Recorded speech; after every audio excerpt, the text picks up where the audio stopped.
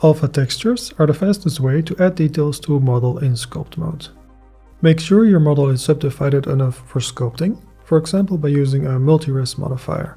Go to Sculpt mode and press E for the stroke menu and choose Drag Dot. Now you can drag dots across the surface. Create a new brush texture and load one of the alpha textures.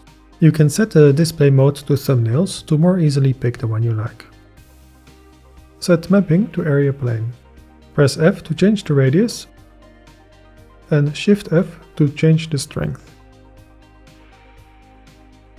If you want to rotate the texture to a different angle, press Ctrl F before drawing it on the surface.